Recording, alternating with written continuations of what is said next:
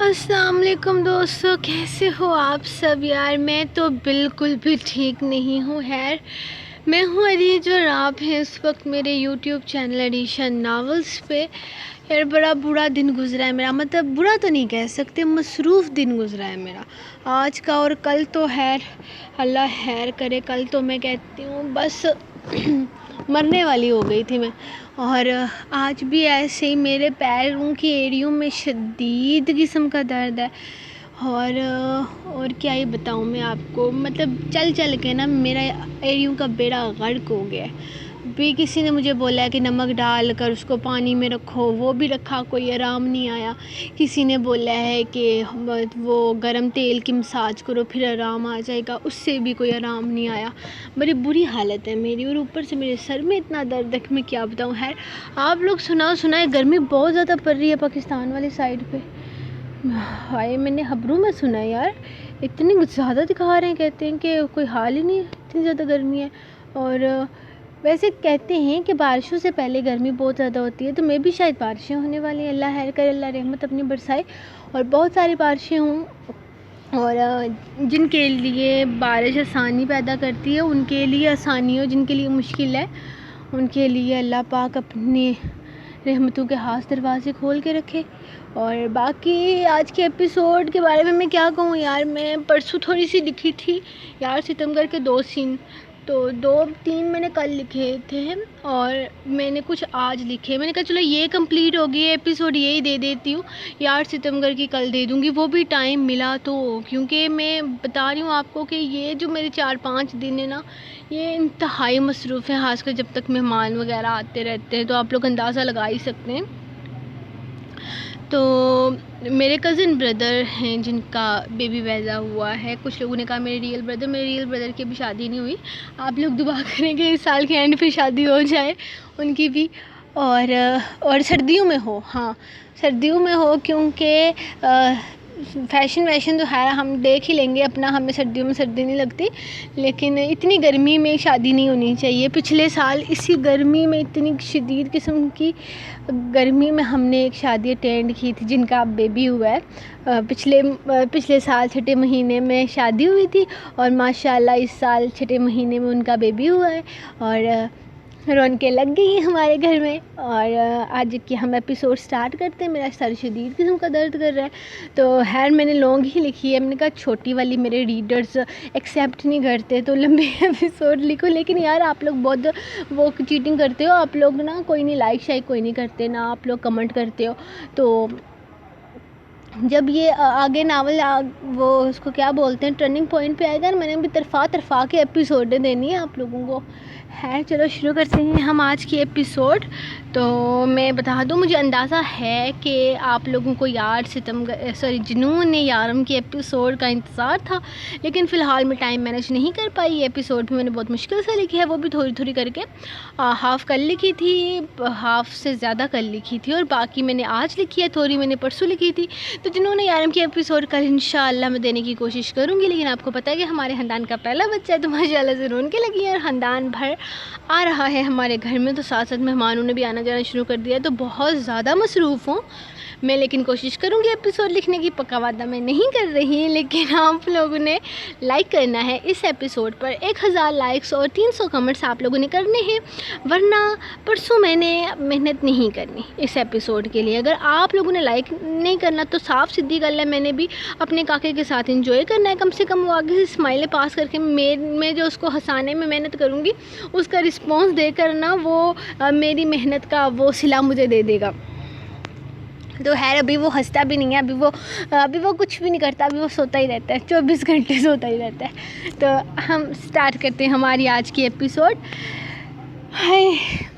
سانس لے لوں میں یار، ستمگھر قسط نمبر 51، تحریر عریج شاہ۔ ارحم کے بارے میں گھر میں خبر کر دی گئی تھی۔ عائرہ نے فوراً ہی ازبک کا سوٹ کیس تیار کر دیا تھا، اور پھر رائق کی بھی پیکنگ کر دی تھی۔ ان لوگوں کو آج ہی نکلنا تھا امریکہ کے لیے۔ کیونکہ ارحم کی والدہ پاکستان نہیں آ سکتی تھی۔ فی الحال ان کا علاج چل رہا تھا، نہ جانے ان پر کیا گزرنے والی تھی۔ الوینا بھی کافی پریشان تھی۔ وہ بہت اچھے طریقے سے نہ سہی، لیکن تھوڑا بہت ارحم کو جانتی ہی تھی۔ وہ اسی آفس میں کام کرتا تھا جہاں اس نے جاب کی تھی۔ وہ اس آفس کا ہیڈ تھا اور سبھی لوگ اسے کافی زیادہ پسند کرتے تھے۔ وہ خود بھی اسے بہت اچھا لگتا تھا کیونکہ وہ ہر وقت مسکراتا رہتا تھا۔ عجیب انسان تھا، اس نے کبھی اس کے چہرے پر کوئی شکن نہیں دیکھی تھی۔ وہ لوگ تقریباً رات 9:30 بجے کے آس پاس حویلی پہنچے تھے اور ان کی فلائٹ کا ٹائم تقریباً 1 بجے کا تھا۔ وہ گھر زیادہ دیر تک نہیں رکے تھے۔ ازبک نے عائرہ کو سامان پیک کرنے کے لیے کہا تھا۔ اس نے صرف اپنا سامان ہی لینے گھر آنا تھا۔ اپنا خیال رکھنا، ہم جلدی واپس آنے کی کوشش کریں گے۔ دیکھتے ہیں یہ سارا سسٹم کتنے دنوں میں ختم ہوتا ہے۔ وہ الوینا کو اپنے سینے سے لگاتے ہوئے بولا تھا، جبکہ وہ اس کے انداز سے سمجھ چکی تھی کہ وہ کتنا اداس ہے۔ آخر ارحم ان کے بچپن کا دوست تھا، ان کے لیے بے حد عزیز تھا۔ جبکہ عائرہ کا ماتھا چومتے ہوئے وہ کتنی ہی دیر اسے اپنے سینے سے لگائے گھر آ رہا تھا۔ اپنا خیال رکھنا اور اس عورت کے آس پاس مت جانا۔ اس نے جاتے جاتے اسے ایک دفعہ پھر سے وارن کیا تھا، جبکہ وہ اس کی بات سن کر رہ گئی تھی۔ ہاں، وہ اسے نہیں بتا سکتی تھی کہ وہ اپنی ماں سے دور نہیں رہ سکتی، لیکن ازبک کا اس کی ماں سے نفرت کرنا اسے سمجھ نہیں آ رہا تھا۔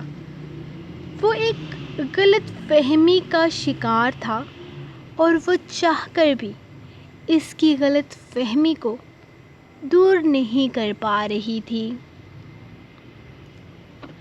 اور پھر وہ دونوں چلے گئے تھے ارحم کو اس کی ماں کے پاس لے جانے کے لیے۔ وہ اس وقت کس کنڈیشن سے گزر رہے تھے یہ تو صرف وہ دونوں ہی سمجھتے تھے۔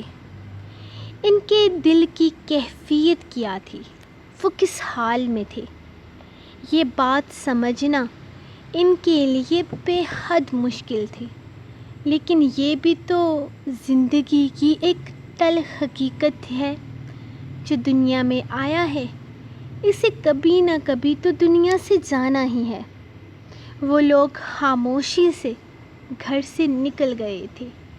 ان کی ایمبولینس ایئرپورٹ تک ان کے ساتھ جانے والی تھی اور شاید یہ ارحم کے ساتھ ان کا آخری سفر تھا۔ ازبک کے ذہن میں بار بار وہ لڑکی آ رہی تھی۔ اس لڑکی کی حالت دیکھ کر وہ اندازہ لگا چکا تھا کہ وہ کس حد تک ذہنی دباؤ کا شکار ہے۔ وہ چھوٹی سی لڑکی اتنی بری حالت میں تھی کہ ازبک سے دوبارہ اس کی طرف نگاہ اٹھا کر نہ دیکھا گیا۔ ارحم نے اس لڑکی کے ساتھ زیادتی کی تھی۔ وہ اس بات کو قبول نہیں کر پا رہا تھا، لیکن اس لڑکی کی آنکھوں کی ویرانی دیکھ کر وہ قبول کرنے پر مجبور ہو گیا تھا۔ وہ نہ چاہتے ہوئے بھی اس لڑکی کی بات پر ایمان لے آیا تھا۔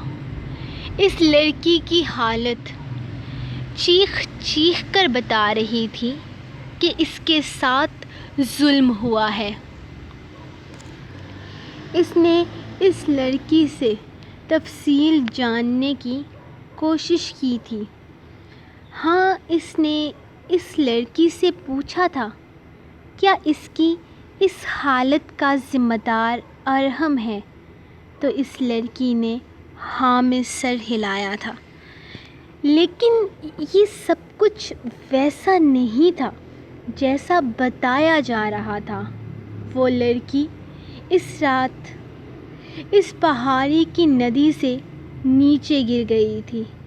اس لڑکی کی حالت اتنی تشویشناک تھی کہ بچنا ممکن ہی نہیں تھا، اور ہم نے مجبور ہو کر اسے زندگی دینے کے لیے ایک بہت بڑا قدم اٹھایا تھا۔ شاید اپنی محبت کو اپنی نگاہوں کے سامنے مرتے نہیں دیکھ سکا تھا۔ ہاں، لیکن اس لڑکی کو ایسی زندگی نہیں چاہیے تھی۔ ہوش میں آتے ہی اس نے ولولہ مچا دیا تھا۔ حالانکہ ارحم اس کے ساتھ شادی کا وعدہ کر چکا تھا۔ ارحم اسی غلطی کے بارے میں بات کر رہا تھا۔ اس نے اس رات اس لڑکی کی جان بچانے کے لیے اسے اپنے جسم کی حدت پہنچائی تھی۔ وہ بہک گیا تھا۔ بے شک اس کی نیت غلط نہیں تھی، لیکن وہ اس لڑکی کے ساتھ زیادتی کر بیٹھا تھا۔ اس نے وعدہ کیا تھا اس لڑکی سے کہ اس سے شادی کرے گا، لیکن اس کے غیرت مند بھائیوں کو ارحم کے نام کی ضرورت نہ تھی۔ انہیں بس یہ پتہ تھا کہ ان کی بہن ندی سے پانی بھرنے گئی ہے، اور پانی بھرنے کے بجائے وہ ارحم کے اچانک آ جانے کی وجہ سے گھبرا کر ندی میں گر گئی تھی۔ گہری ندی، ٹھنڈا پانی اس کے جسم کو فریز کر گیا تھا۔ ارحم نے اس کی جان بچانے کے لیے ہر ممکن کوشش کی تھی، لیکن وہ اس میں کامیاب نہ ہو سکا تو اسے یہ قدم اٹھانا پڑا۔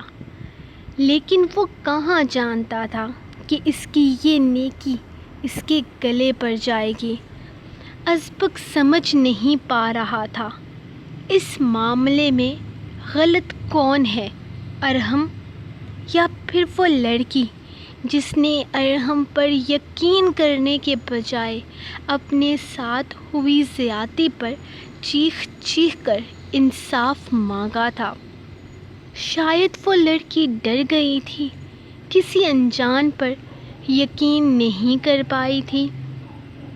ارحم اسی وقت نکاح کرنے کو تیار تھا، لیکن اس لڑکی کے برادری میں موجود لڑکوں کو یہ بات گوارا نہ تھی کہ ان کے خاندان کی لڑکی کسی باہر کی برادری میں جائے، اور اس بات کو اتنا گھسیٹا گیا کہ بات قتل پر آ کر رکی تھی۔ اس لڑکی نے ہی ارحم کو بتایا تھا کہ ارحم کو یہاں بہت زیادہ مار پیٹ کر پہاڑی سے نیچے پھینک دیا گیا تھا، اور پھر خود ہی پولیس کو انفارم کیا گیا تھا۔ ازبک نے اس لڑکی کو بس اتنا ہی کہا تھا کہ وہ صرف گواہی دے دے کہ ارحم کا قتل ہوا ہے، لیکن اس لڑکی نے صاف انکار کر دیا۔ وہ اپنی برادری کے خلاف اتنا بڑا قدم نہیں اٹھا سکتی تھی۔ ازبک اسے مزید مجبور نہ کر سکا تھا، لیکن یہ لڑکی آنے والے وقت میں اس کے لیے بڑا امتحان بننے والی تھی۔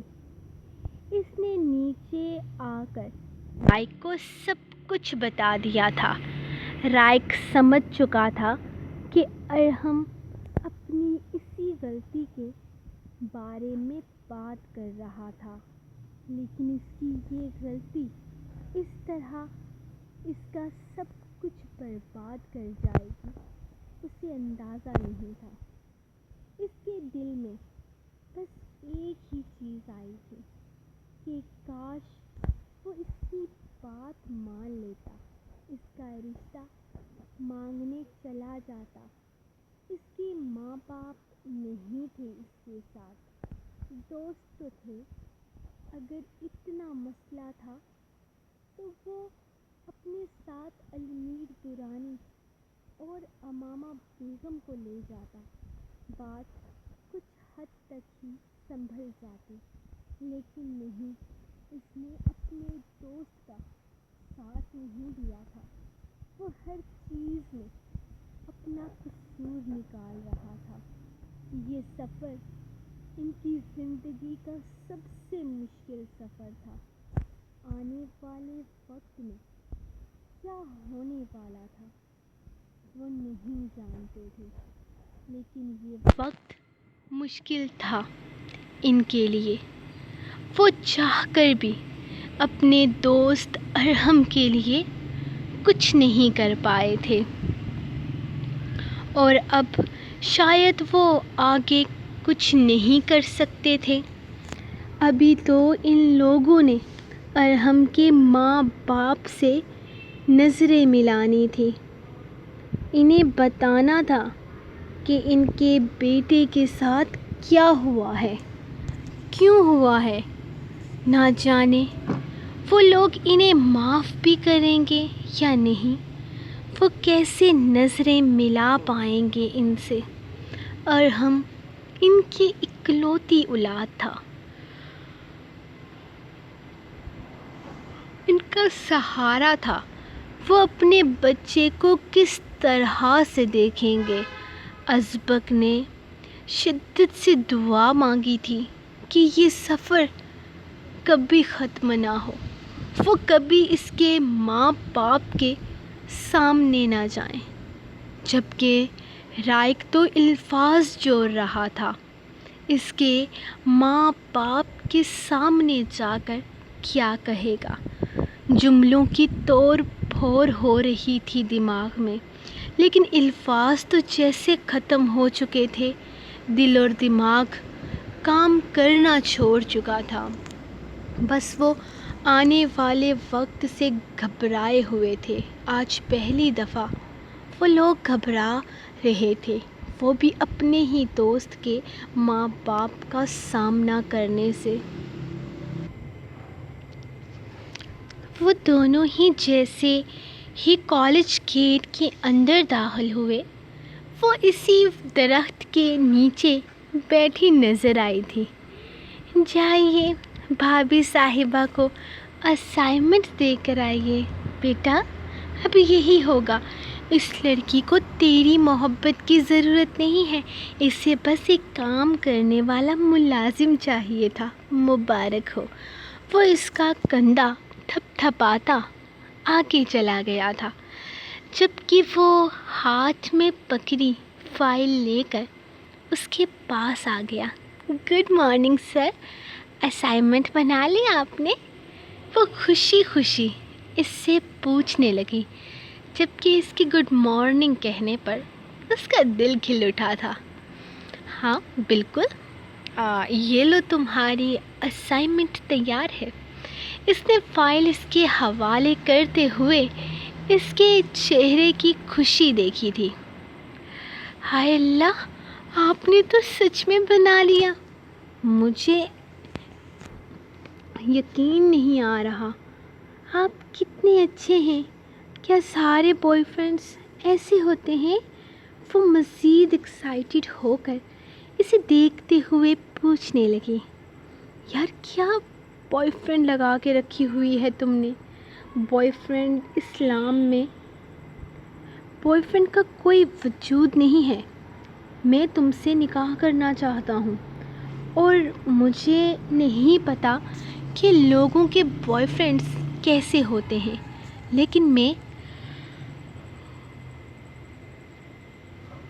ایک بہت اچھا ہسبینڈ ثابت ہو سکتا ہوں تمہارے لیے۔ وہ مزید بولا تو وہ حیرت سے اسے دیکھتے ہوئے اس کے ساتھ اوپر سیڑھیوں کی طرف قدم اٹھانے لگی تھی۔ ہاں وہ تو میں سمجھ گئی، لیکن ابھی شادی تھوڑی نہ ہوگی، شادی تو پڑھائی کے بعد ہوگی نا۔ شادی میں تو ابھی کوئی 4-5 سال پڑے ہیں۔ میں پہلے ڈاکٹر بنوں گی، لوگوں کا علاج کروں گی، اس کے بعد شادی کروں گی ہوگی میری۔ وہ کچھ کنفیوز سی اس کے ساتھ اوپر آ رہی تھی، جبکہ اس کے دل کو تھوڑا سکون ملا تھا، یعنی کہ وہ صرف اس سے اسائنمنٹس ہی بنوانے کا ارادہ نہیں رکھتی تھی، بلکہ فیوچر میں اس سے شادی کرنے کا بھی سوچ رہی تھی۔ ہاں لیکن نکاح یا منگنی وغیرہ تو ہو ہی سکتی ہے نا؟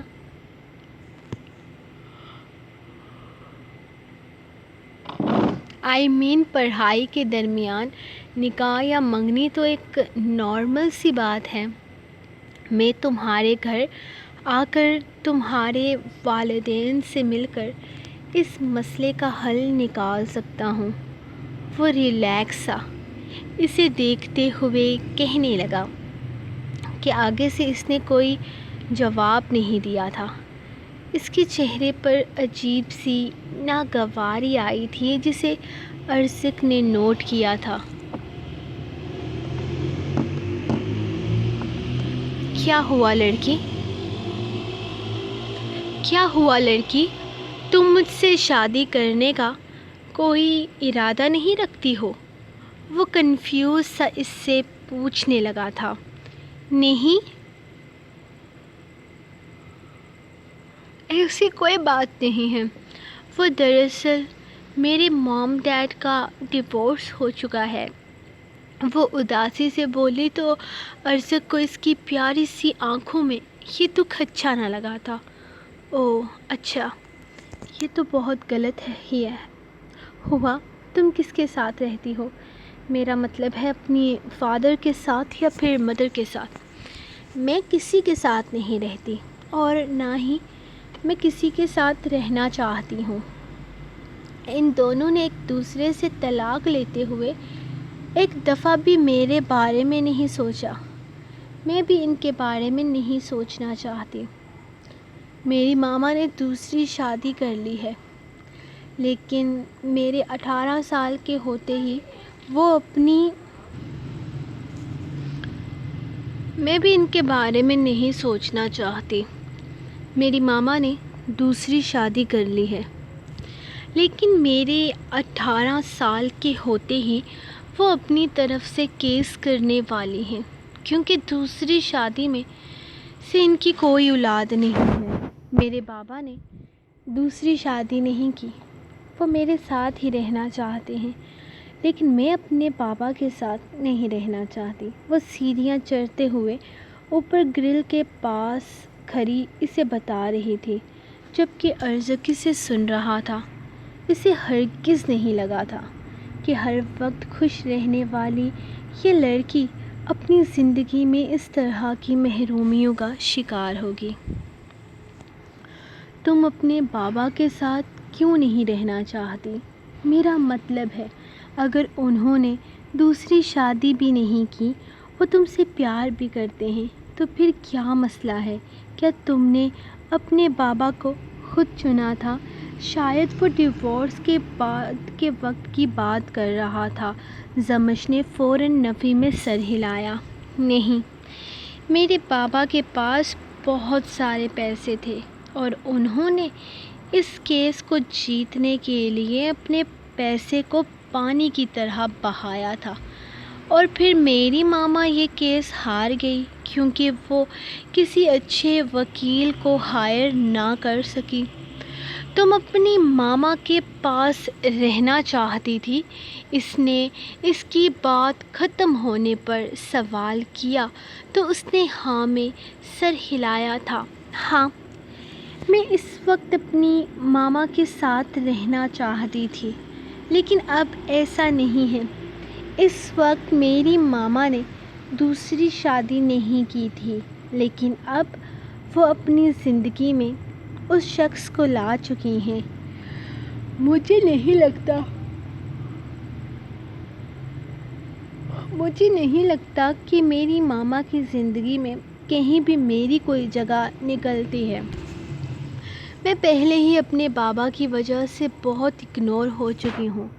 میں اپنی ماما کی زندگی میں اگنور ہو کر ان کی ویلیو اپنی نظر میں کم نہیں کرنا چاہتی۔ میں ان دونوں کے ساتھ نہیں رہنا چاہتی۔ اس نے جیسے فیصلہ سنایا تھا، تو پھر میرے ساتھ رہ لو، ارزق نے اچانک کہا تو وہ حیرت سے اسے دیکھنے لگی۔ نکاح کر لو مجھ سے، آئی پرومس، میں تمہیں کبھی اگنور نہیں کروں گا۔ آہستہ سے اس کے گال کو چھوتا وہ اسے گھبراہٹ میں مبتلا کر گیا تھا۔ وہ پریشانی سے ہر طرف دیکھتے بنا اسے کوئی بھی جواب دیے تیزی سے اپنی کلاس کی طرف چلی گئی تھی، جبکہ ارزق سمجھ چکا تھا کہ وہ شرما کر بھاگی ہے۔ اسے اس کی یہ حرکت بری لگی ہے۔ خیر کوئی بات نہیں، بات تو وہ اس سے کر ہی لے گا۔ ہاں، لیکن ایک چیز اسے اچھی لگی تھی، اس نے اپنے دل کی باتیں اس سے کہی تھی، اسے اپنے ماں باپ کے بارے میں بتایا تھا، یعنی کہ وہ اس پر اعتبار کرتی تھی۔ زمش، عقل کی اندھی، تیرا دماغ کیا گھٹنوں میں ہے؟ سر نے پوچھا نہیں اور تو نے سب کچھ بتا دیا؟ یہ کیا بات ہوئی؟ مجھے اس طرح اپنی پرسنل باتیں انہیں نہیں بتانی چاہیے تھی، لیکن وہ میرے بوائے فرینڈ ہے نا، تو بوائے فرینڈ کو تو سب کچھ پتہ ہوتا ہے۔ اس نے سوچا، ہاں لیکن وہ تو شادی کی بات کر رہے تھے، کیا بوائے فرینڈ سے شادی کرنی پڑتی ہے؟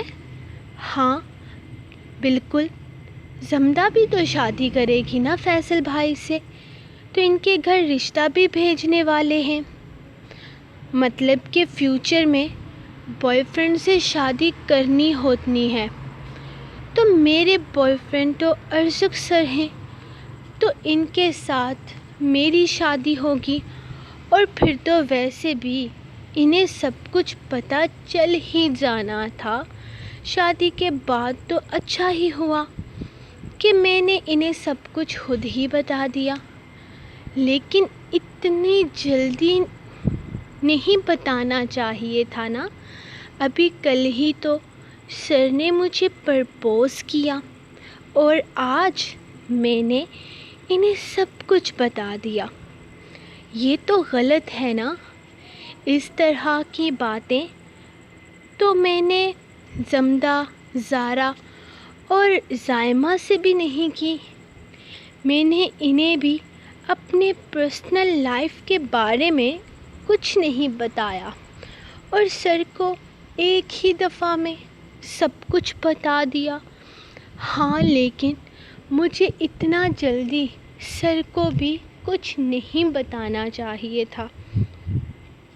ہیلو ڈارلنگ، اسائنمنٹ بن گئی؟ ویسے تو فیصل نے میری اسائنمنٹ بنا دی ہے۔ زمدہ اچانک اس کے پاس بیٹھتے ہوئے بولی تو اس نے بھی جوش سے اسائنمنٹ نکال کر اس کے حوالے کی تھی۔ جسے کھولتے ہوئے زمدہ نے ارزق کی خوبصورت سی رائٹنگ کے ساتھ اسائنمنٹ پوری طرح سے تیار تھی۔ وہ اسائنمنٹ اتنی اچھی بنی تھی کہ زمدہ آنکھیں پھاڑے اسے دیکھنے لگی تھی۔ اسے یقین نہیں آیا تھا کہ ارزق اتنا جلدی اسائنمنٹ اسے دے دے گا۔ اسے تو لگا تھا کہ وہ اپنا کوئی روب رکھے گا، تھوڑا دبدبا دکھائے گا اس پر، لیکن یہاں تو الٹا ہی ہو گیا تھا۔ وہ تو اس کے سارے کام کرنے پر راضی ہو گیا تھا۔ اسے لگا نہیں تھا کہ فیصل کی طرح ہوگا جو اس کی ہر بات مانتا ہے۔ واو یار، تیری تو لاٹری نکل پڑی،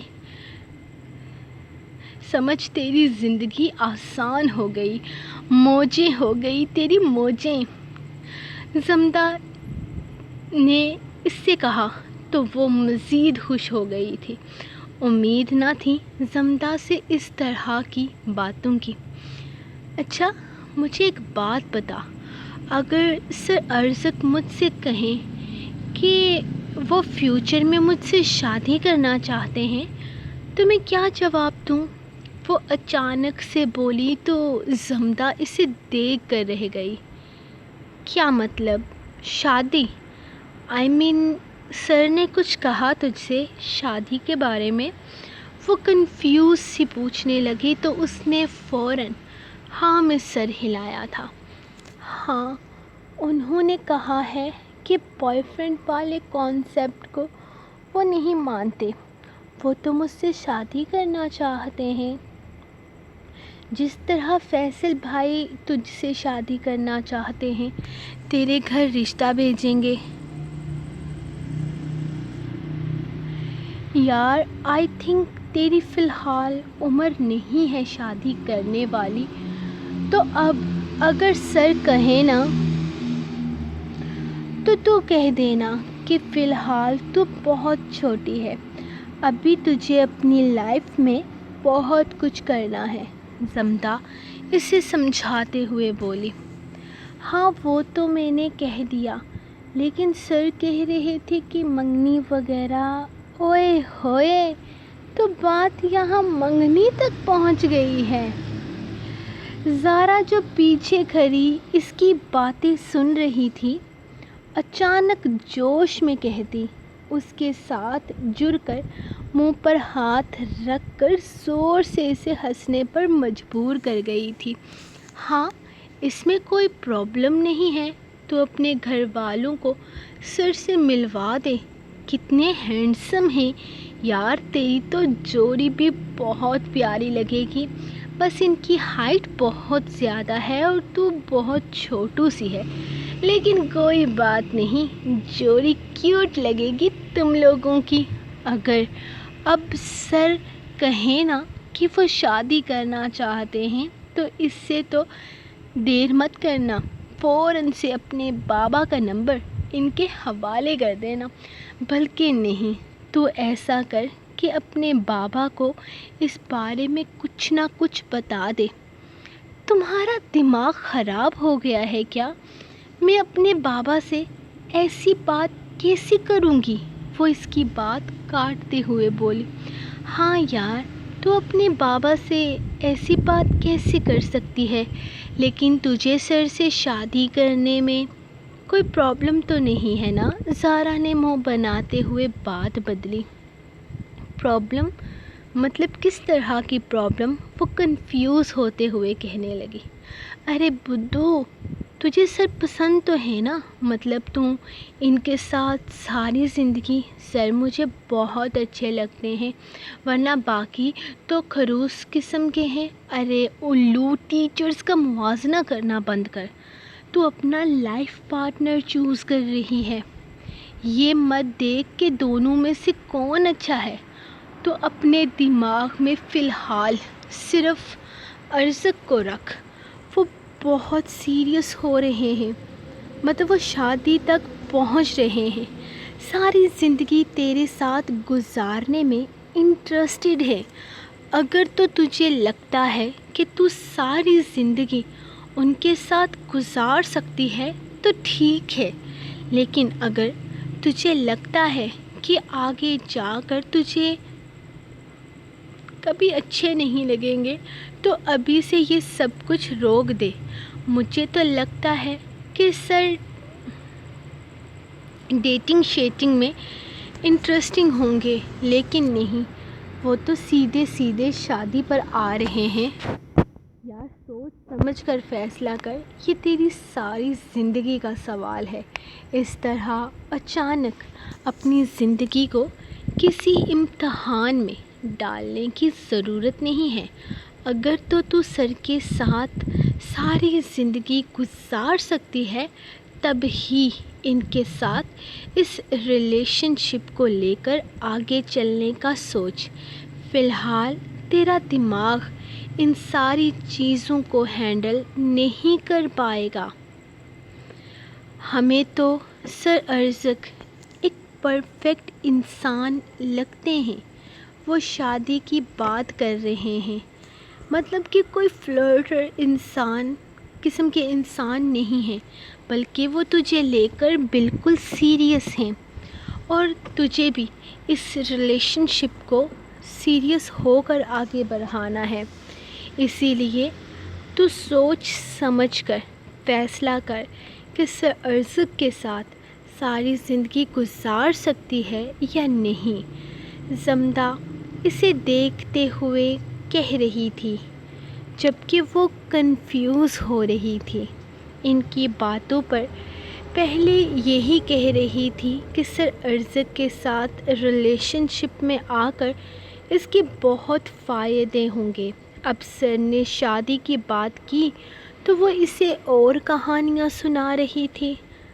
تم لوگ مجھے کنفیوز کر رہے ہو، وہ سر پہ ہاتھ رکھتے ہوئے بولی تو تینوں ہنس کر ایک دوسرے کو دیکھنے لگی۔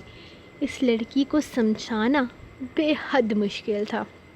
یار تو کچھ مت کر، بس اپنے اس ریلیشن شپ کو لے کر سیریس ہو کر سوچ، اور بس۔ وہ جیسے ٹاپک ہی ختم کر گئی تھی، جبکہ اس کے ٹاپک ختم کرنے پر وہ پرسکون ہو گئی تھی جب اچانک ہی کلاس میں زارق داخل ہوا تھا۔ دیکھ، میں تیرے سامنے ہاتھ جوڑتا ہوں، اگر تو نے کراس لگایا تو تیری میری دوستی پر سوال آ جائے گا۔ وہ آفس میں بیٹھا ان سب کی اسائنمنٹس چیک کر رہا تھا جب پینسل کو مٹھی میں پکڑتے ہوئے اس نے سیدھا کرتے اسائنمنٹ کے کونے پر پینسل کی نب رکھی تھی۔ بچالے لگ رہا ہے کراس۔ وہ پینسل کو پیج پر رکھنے ہی لگا تھا کہ ارزق نے فائل کھینچ لی۔ ہائے اللہ، میری بھابھی سے اتنا پیار، کہیں مر نہ جانا اس کے نام پر نہیں لگا رہا کراس۔ کیا ہو گیا ہے؟ فائل اس کے ہاتھ سے لے کر بند کرتا وہ ایک سائڈ پر رکھ چکا تھا۔ ساری رات جاگا ہوں اس کے پیچھے، وہ پرسکون ہوتا کرسی کی پشت سے ٹیک لگاتے ہوئے اسے بتانے لگا۔ کوئی بات نہیں یار، عشق میں نیندوں کی قربانی تو جائز ہے، وہ مزے سے بولا۔ ہاں نا بیٹا، ہم نے ابھی تک صرف عشق کیا ہے، نکاح نہیں کیا جو نیندوں کی قربانی دے کر کچھ حاصل ہوگا۔ لیکن میں نے اس سے بات کلیئر کر لی ہے کہ میں یہ ریلیشن شپ کرنے میں انٹرسٹڈ نہیں ہوں، مجھے شادی کرنی ہے۔ تو وہ مجھے اپنے گھر والوں کے بارے میں کلیئر کرے۔ اس نے بتایا ہے کہ اس کے ماں باپ کا ڈیورس ہو چکا ہے، وہ اپنے باپ کے ساتھ رہتی ہے، لیکن اپنے باپ کو بھی کچھ خاص پسند نہیں کرتی۔ تو ایسے میں مجھے لگتا ہے کہ مجھے خود ہی ہمت کر کے اس کے باپ سے ملنا ہوگا اور شادی کے بارے میں بات کرنی ہوگی۔ چلو نکاح یا شادی نہ صحیح، منگنی تو ہو جائے، وہ میرے نام لگ جائے، مجھے اور کچھ نہیں چاہیے۔ وہ پرسکون انداز میں بولا تھا، یار آج کل نا یہ بلادریوں کا بڑا مسئلہ چل رہا ہے، لوگ خاندان سے باہر رشتے نہیں کر رہے۔ وہ کنفیوز ہو کر بولا تھا، یار مجھے نہیں پتا یہ سارے معاملات، میرے خیال سے وہ پٹھان فیملی سے تعلق رکھتی ہے، اور میں بھی پٹھان ہی ہوں۔ ماں باپ نہیں ہے تو کیا ہوا، لیکن میں اپنی زندگی میں خود سب کچھ کر سکتا ہوں۔ وہ پرسکون انداز میں بولا۔ اس کی پرسنالٹی نظر انداز کرنے کے قابل ہرگز نہ تھی۔ یہاں وہ اپنے لیے خود بہت کچھ کر سکتا تھا۔ ارے یار تو اپنا رشتہ تو سیٹ کر لے، تیرا رشتہ مانگنے کے لیے میں اور پری چلے جائیں گے، اس نے بڑے مان سے کہا تو وہ مسکرا دیا تھا۔ وہ کبھی خود کو اکیلا نہیں سمجھتا تھا، کیونکہ اس کا دوست ہمیشہ اس کے ساتھ تھا، اور پھر اس دوست کے علاوہ 2 بھائی بھی تو تھے جن کا اس کی طرح اس دنیا میں اور کوئی بھی نہیں تھا۔ آج 15 دن کے بعد وہ دونوں واپس پاکستان پہنچے تھے، اور یہاں آنے کے بعد بھی ایک عجیب سی بے چینی سوار تھی۔ شکر تھا کہ ازبک کے ولیمے کے بارے میں اب تک کچھ بھی تیاری نہیں کی گئی تھی، ورنہ یقیناً مسئلہ بن سکتا تھا، کیونکہ ازبک اپنے دوست کو نظر انداز ہرگز نہ ہونے دیتا، اور اگر پھر سے ان لوگوں کے انویٹیشنز چلے جاتے تو پھر سے ان کا ولیمہ کینسل ہو جاتا تو بہت باتیں بنتی۔ گاڑی جیسے ہی حویلی میں آ کر رکی تھی، الوینا تقریباً بھاگتے ہوئے آئی تھی اور ازبک کے سینے سے لگی تھی۔ اسے اپنے ساتھ لگاتے ہوئے وہ اس کا ماتھا چومتا اسے لیے حویلی کی طرف آیا تھا۔ کیسا ہے میرا بچہ، خوش ہے نا؟ اس نے اس کا چہرہ تھامتے ہوئے پیار سے پوچھا تھا۔ جی لالا، میں بہت خوش ہوں اور بالکل ٹھیک ہوں۔ آپ بتائیں آپ کیسے ہیں؟ فون پر تو آپ آواز سے بالکل بھی ٹھیک نہیں لگ رہے تھے۔ وہ رائق کو پوری طرح سے نظر انداز کرتی ازبک سے سوال کر رہی تھی۔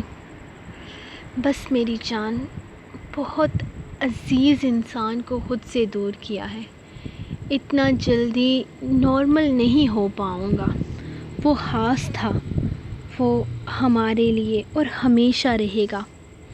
وہ اسی لیے اندر داخل ہوا تو امامہ بیگم پریشانی سے اپنے بیٹے سے ملی تھی۔ الوینا نہ سہی، لیکن اس کی ماں نے اس کے لیے دونوں باہیں پھیلائی تھیں۔ اپنی ماں کے سینے سے لگ کر اسے سکون ملا تھا، جبکہ ان کے آنے سے ماحول ایک دفعہ پھر سے افسردہ ہو گیا تھا۔ بیٹا، ارحم کے والدین ٹھیک ہیں؟ قاسم بابا نے پوچھا۔ قاسم بابا، وہ لوگ کیسے ہو سکتے ہیں؟ اس کے پاس اس کے علاوہ اور کوئی جواب نہیں تھا۔ نہ جانے کیسے وہ ان لوگوں سے نظریں ملا کے آئے تھے۔ اللہ پاک ان کو صبر دے۔ تم لوگ فریش ہو جاؤ، آئرہ کمرے میں ہی ہے، قاسم بابا نے ازبک کی طرف دیکھتے ہوئے کہا، جبکہ وہ خاموشی سے اپنے کمرے کی طرف بڑھ گیا تھا۔ رائق بھی مزید وہاں نہ رکتا، اپنے کمرے کی طرف چلا گیا تھا۔ اس نے کمرے میں قدم رکھا تو آئرہ شاید اسی کے انتظار میں تھی۔ اس کے کمرے میں آتے ہی وہ اس کی طرف دیکھتی تیزی سے اس کی طرف بڑھی تو ازبک نے اس کے لیے اپنی باہیں پھیلاتے ہوئے اسے اپنے سینے میں چھپایا تھا۔ آئی مسڈ یو سو مچ، اسے شدت سے خود میں بیچتے ہوئے وہ بولا تو عائرہ نے اس کے دل کے مقام پر لب رکھتے ہوئے خود کو اس میں چھپایا تھا۔ میں نے بھی آپ کو بہت مس کیا۔ اب کیسی طبیعت ہے آپ کی؟ ارحم لالا کی فیملی ٹھیک ہے؟ وہ پریشانی سے پوچھنے لگی جب اس نے نفی میں سر ہلایا تھا۔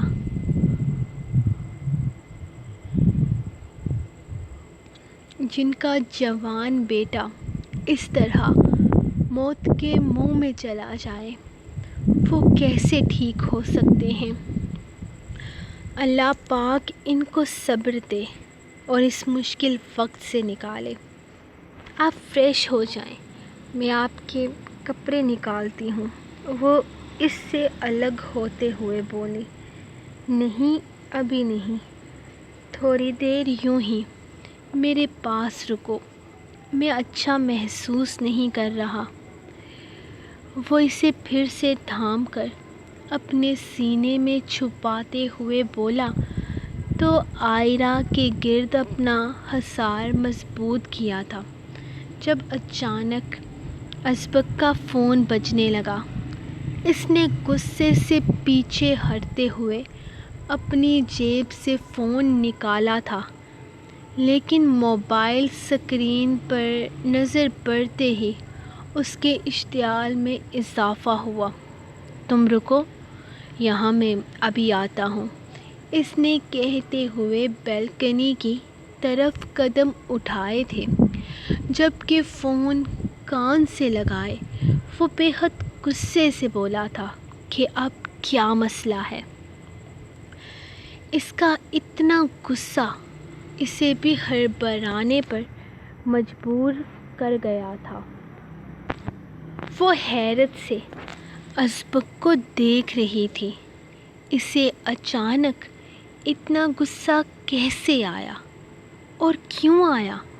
ابھی تک تو کسی کو پتہ ہی نہیں تھا کہ ازبک واپس پاکستان آ چکا ہے، تو پھر اس طرح کون اسے فون کر کے تنگ کر رہا تھا؟ وہ پریشانی سے سوچتے ہوئے اس کے کپڑے نکالنے لگی تھی جبکہ ازبک کی تھوڑی تھوڑی آواز آ رہی تھی۔ وہ غصے میں کسی سے بات کر رہا تھا۔ وہ اچانک سے اتنا خفا کیوں ہو رہا تھا اسے سمجھ نہیں آیا تھا، جبکہ اس کے کپڑے نکالنے کے بعد اس کے لیے کچھ کھانے کے لیے لے کر آنے کا ارادہ تھا۔ یقیناً اس نے اتنے دنوں سے ٹھیک سے کچھ نہیں کھایا ہوگا۔ وہ خود کے لیے کھانا لے کر کمرے میں آئی تو وہ کافی غصے میں کمرے میں ٹہل رہا تھا۔ اس کے بدن پر شرٹ نہیں تھی، یقیناً وہ شاور لینے جا رہا تھا۔ پہلے کھانا کھا لیجئے پھر شاور لے لیجئے گا، وہ کھانا ٹیبل پر رکھتے ہوئے اس سے کہنے لگی تھی۔ ولیمے کی تیاریاں کروائی ہیں کسی نے؟ وہ وہیں صوفے پر بیٹھتے ہوئے اس سے پوچھنے لگا۔ کیسے ہو سکتی ہیں ولیمے کی تیاریاں؟ آپ کو تو پتہ ہے کہ اس طرح ارحم لالا والے معاملے کی وجہ سے آپ لوگوں کا جانا۔ ہاں تو کم سے کم تیاریاں تو کروا دیتے، ولیمہ تو کروانا ہی تھا نا۔ اب اس کے لیے مزید لمبا انتظار نہیں کرنا، میں یہ معاملہ لٹکانا نہیں چاہتا، لیکن ہان ولیمہ تو 2 دن پہلے ہونا تھا نا، اب تو زیادہ دن ہو چکے ہیں، وہ پریشانی سے کہنے لگی تھی۔ الوینا کو یہاں آئے 1 مہینہ گزر چکا تھا، بلکہ 2 دن اوپر ہو چکے تھے۔ ہاں ٹھیک ہے، لیکن کم سے کم یہ لوگ تیاری تو مکمل کروا دیتے۔ خیر میں خود ہی بات کرتا ہوں، ولیمہ تو کرنا ہی ہے، بے شک آج کریں یا کل کریں، اس سے کوئی فرق نہیں پڑتا۔ تمہاری ڈریس آ گئی تھی؟ اس نے کھانا کھاتے ہوئے نوالا بنا کر اس کے منہ میں ڈالا تھا۔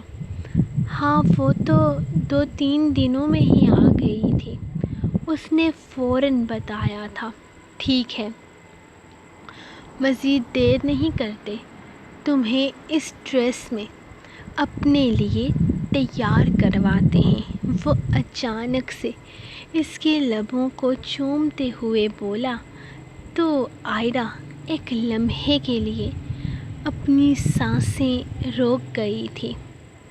سانسیں روکنے کی ضرورت نہیں ہے، آج رات میں ٹھیک سے روکوں گا۔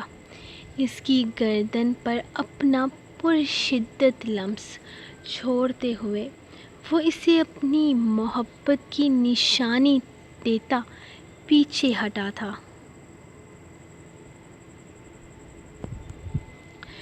جب آئرہ برتن اٹھانے لگی، لیکن جیسے ہی وہ صوفے سے اٹھی تھی، اس کا سر بری طرح سے چکرایا تھا۔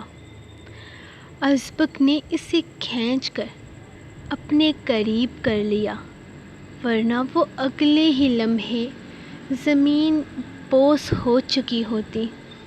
کیوں گرتی پڑتی رہتی ہو؟ کچھ کھایا پیا ہے یا اتنے دنوں سے میرے جانے کا سوگ منا رہی تھی؟ وہ اسے تھام کر اپنے قریب کرتا اپنے سینے میں چھپا گیا تھا۔ پتہ نہیں 2 دن سے بہت زور کے چکر آ رہے ہیں، بیٹھے بیٹھے دماغ گھومنے لگتا ہے۔ وہ اس کے سینے پر سر رکھے بولی، اچھا جی۔ ازبک کا لہجہ تھوڑا شرارتی سا تھا۔ اس کی بات کا مطلب سمجھ کر وہ شرمائی تھی۔ اچھا جی، ایسی بات ہے تو پھر چلتے ہیں ڈاکٹر کے پاس، ہمیں بھی تو پتہ چلے ان چکروں کے پیچھے کہیں کوئی خوشخبری تو نہیں چھپی۔ وہ اس کے چہرے پر شرم و حیا کے رنگ دیکھ کے اس کی تھوڑی کے نیچے ہاتھ رکھتا اس کے چہرے کو محبت باش نظروں سے دیکھنے لگا۔ ہاں ایسے میں نہیں۔ ہاں تم نے نہیں کہا اور تم سے بولا بھی نہیں جائے گا، لیکن میری اتنی محنت کا کوئی نہ کوئی رزلٹ تو اب تک آ جانا چاہیے۔ چلو ڈاکٹر کے پاس چلتے ہیں۔ وہ شدت سے اس کے سرخ ہوتے گالوں کو چومتا کہنے لگا تو اس کے چہرے پر دنیا جہان کی خوشی تھی۔ جب آئرہ نے نفی میں سر ہلایا، آپ پہلے آرام کر لیں، میں امامہ تائی کے ساتھ جاؤں گی۔ آپ کے ساتھ جاتے مجھے شرم آئے گی، اور ویسے بھی آج پارلر جانے والی ہیں وہ۔ زبردستی انہوں نے میرے لیے بھی اپائنٹمنٹ لے لی ہے، اور الوینا کے لیے بھی، اور ہمیں دھمکی بھی دی ہے کہ اگر ہم وقت پر تیار نہ ہوئی تو ماسی جیسی حالت میں اپنے ساتھ لے جائیں گی۔ وہ اسے دیکھتے ہوئے بتانے لگی تو ازبک مسکرایا تھا۔ ہاں، اس کی امامہ تائی کے پاس اور کسی چیز کے لیے وقت ہو یا نہ ہو، اپنے فیشن کے لیے تھا۔ کہنے کو وہ ایک کم پڑھی لکھی لیکن ہر طرح کے فیشن کرتی تھی۔ پہلے وہ کافی سیدھی سادی ہوا کرتی تھی، لیکن المیر تایا کے تانوں نے انہیں بہت بدل دیا تھا۔ وہ انہیں ان پڑھ گنوار اور پتہ نہیں کیا کیا کہتے تھے۔ وہ اپنے لیے ایک ماڈرن اور پڑھی لکھی لڑکی ڈھونڈ رہے تھے۔ امامہ تائی نے ہر ممکن کوشش کی تھی اپنے آپ کو ان کی پسند میں ڈھالنے کی۔ وہ تو المیر دورانی کی پسند میں نہ ڈھل سکی، کیونکہ ان کے ذہن پر پہلے ہی کسی اور عورت نے اپنا نقشہ گاڑ رکھا تھا۔ لیکن امامہ تائی نے اپنی پرسنالٹی پوری طرح سے بدل لی تھی۔ وہ ہر طرح کی بڑی سے بڑی پارٹی میں مسز المیر بن کر جب شرکت کرتی، تب کوئی نہیں کہہ سکتا تھا کہ وہ ان پڑھ گنوار ہیں۔ کوئی کہہ ہی نہیں سکتا تھا کہ کسی زمانے میں انہیں فیشن کا سینس نہیں تھا۔ انہیں پتہ ہی نہیں تھا کہ خود کو کس طرح سے نکھارا جاتا ہے، بنایا جاتا ہے۔ وقت کے ساتھ انہوں نے سب کچھ سیکھ لیا تھا۔ وہ اپنے شوہر کی پسند نہ بن سکی، لیکن وہ ایڈجسٹ کر چکی تھی۔ اپنے بچے کے لیے، اپنے خاندان کے لیے انہوں نے رہنا المیر دورانی کے ساتھ تھا۔ وہ المیر دورانی کو کسی طرح پسند نہ آئی تو کیا ہوا، لیکن وہ اپنی ایک پہچان بنا چکی تھی۔ اور ویسے بھی انہیں اپنے شوہر کی بیوی کہلانے سے کہیں زیادہ فخر رائق دورانی کی ماں کہلوانے میں محسوس ہوتا تھا، کیونکہ بے شک وہ المیر دورانی کے لیے کچھ بھی نہیں تھی، لیکن رائق دورانی کے لیے وہ ان کی زندگی کی سب سے خاص عورت تھی، اس کی جنت تھی۔ ٹھیک ہے، تو ایسا کرنا کہ ان کے ساتھ چلی جانا، لیکن ہسپتال ضرور جانا۔ میرے ساتھ شرم آئے گی، کوئی بات نہیں، تائی امی کے ساتھ مت شرمانا، وہ مسکرا کر کہتا۔ اس کے لبوں کو ایک دفعہ پھر سے پوری شدت سے چوم چکا تھا۔ اسے یقین تھا کہ وہ اسے بہت بڑی خوشخبری سنانے والی ہے۔ اولاد سے بڑھ کر اور کوئی خوشی ہی نہیں ہوتی۔ اس کے دل میں ابھی سے گدگدی ہونے لگی تھی۔ وہ باپ بننے والا تھا۔ یہ خوشی اسے زمین پر پاؤں نہیں رکھنے دے رہی تھی۔ سو گائز، یہ تھی آپ لوگوں کی آج کی ایپیسوڈ۔ مجھے کامنٹ سیکشن میں بتائیے گا کہ آج کی ایپیسوڈ آپ کو کیسی لگی۔ بہت کٹ لگے ہیں آپ لوگوں کو، شاید پیچھے سے آوازیں بھی آ رہی ہوگی کہ ابھی تک مجھ سے نکے نکے کام کروائے جا رہے ہیں، حالانکہ میرے کو کاکا کوئی نہیں دیتا جانے کے لیے۔ اور میں کیا کہہ رہی تھی، ہاں جی، لائک کر دیں اس ایپیسوڈ کو۔ 1000 لائکس کرنے ہیں تبھی دوں گی پرسوں ایپیسوڈ، ورنہ نہیں دوں گے۔ پچھلی ایپیسوڈ پہ آپ لوگوں نے لائک پورے نہیں کیے۔ یار مجھے سمجھ نہیں آتا، کچھ ایپیسوڈ پہ آپ لوگ لائک کر دیتے ہو، کچھ پہ نہیں کرتے، ایسا کیوں؟ یہ تو مجھے پتا ہے کہ جس میں رومانٹک سین ہوتے ہیں وہ آپ لوگ کر دیتے ہو، اور جس میں نہیں ہوتے وہ اس کو نہیں کرتے، لیکن میں نے اسٹوری بھی تو آگے چلانی ہے نا۔ ہر ایپیسوڈ میں رومانٹک سین ہی اگر ڈالتی رہوں گی تو کہانی ایک ہی جگہ رکی رہے گی، اور اب کہانی میں ٹرننگ پوائنٹس آنے والے ہیں، بہت کچھ ایسا ہونے والا ہے جو میں نے سوچ کے رکھا ہوا ہے۔ تو اوبیسلی مجھے اپنی کہانی آگے لے کر جانی ہے، تو صرف رومانٹک سین نہیں ڈال سکتی میں.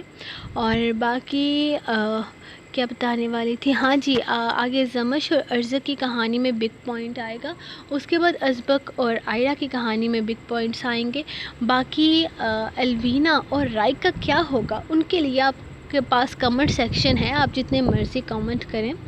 اور ارحم کی موت کو لے کر کچھ لوگوں نے کہا کہ آپ کو نہیں مارنا چاہیے، تو یار سب نے کہا کہ یہ جو کردار ہے بے زر سا کردار تھا، یہ اچھا کردار تھا، پیارا تھا، ہنسنے مسکرانے والا تھا. تو اوبیسلی میں نے کچھ سوچ کر ہی اس کو ناول سے غائب کیا ہے، اس کو ختم کیا ہے، تاکہ میں اپنی کہانی آگے چلا سکوں. تو جن لوگوں کا ارحم فیوریٹ تھا، تو ان لوگوں کو میں یہی کہوں گی کہ یار کوئی بات نہیں، زندگی میں اچھے برے لوگ آتے ہی رہتے. ہاں، ارحم کا کردار ایک پازیٹیو کردار تھا، جو کہ پازیٹیو میں ہی یاد رکھا جائے گا. باقی میں آپ کو ملوں گی کل، ہاں کل ہی میں نہیں، کل بھی نہیں بلکہ کل جنون یارم کی قسط لکھنی ہے. اگر تم میں لکھ پائی تو دوں گی، اگر نہیں لکھ پائی تو کچھ کہا بھی نہیں جا سکتا، کیونکہ جیسا کہ میں بتا چکی ہوں کہ بہت ہی زیادہ مصروف ہیں یہ آج کل کے کچھ دن میرے لیے. لیکن میری پوری کوشش ہوگی کہ آپ لوگوں کو ایپیسوڈ دوپہر میں ملوں گی آپ کو کل نیکسٹ ایپیسوڈ میں. یار میری تھکاوٹ سے نا ابھی میری جان جا رہی ہے، مجھے نیند آ رہی ہے. تو میں ملوں گی آپ کو کل نیکسٹ ایپیسوڈ میں. تب تک کے لیے اپنی اجازت دیں اور مجھے اپنی دعاؤں میں یاد رکھیں. اللہ حافظ.